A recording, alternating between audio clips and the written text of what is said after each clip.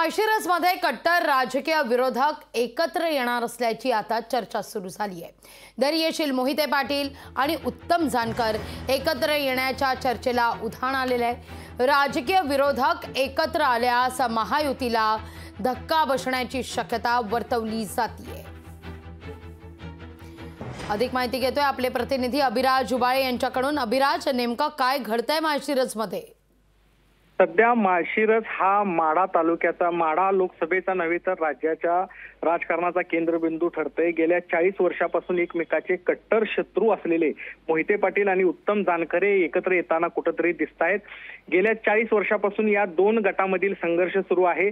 हा संघर्ष माळशिरस विधानसभेमध्ये जास्त गाजलेला आहे। माळशिरस विधानसभा ही अनुसूचित जातीसाठी राखीव होती आणि या जागेवरून मोहिते पाटील विरोधक म्हणून उत्तम जानकर हे 2009 आणि 2019 साली लढले होते। मात्र दोन्ही वेळेस त्यांना मोहिते पाटलांनी पराभूत केलं होतं।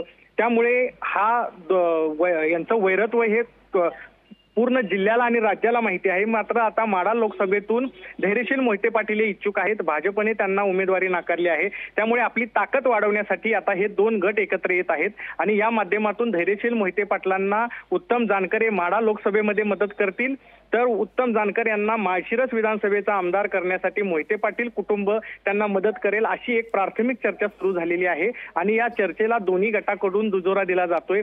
किती दिवस एकमेकाच्या तालुक्यामध्ये राहूनच संघर्ष करायचा, त्यापेक्षा एकत्र येऊन तालुक्याचा विकास करू, असा कुठेतरी मतप्रवाह या दोन्ही गटांमधून पुढे येताना दिसतोय। आणि असं झाल्यास हा महायुतीला मोठा धक्का मानला जातोय, कारण उत्तम जानकर हे राष्ट्रवादी अजित गटामध्ये आहेत, तर धैर्यशील मोहिते पाटील यांनी सध्या तरी भाजप विरुद्ध बंड पुकारलेला आहे। आणि हे दोन नेते एकत्र झाले तर हे चित्र सोलापूर जिल्ह्याची राजकीय समीकरण बदलणार ठरणार आहे। लागवी निश्चित धन्यवाद अभिराज, तुम्ही दिलेल्या एकूणच या सविस्तर माहिती करता।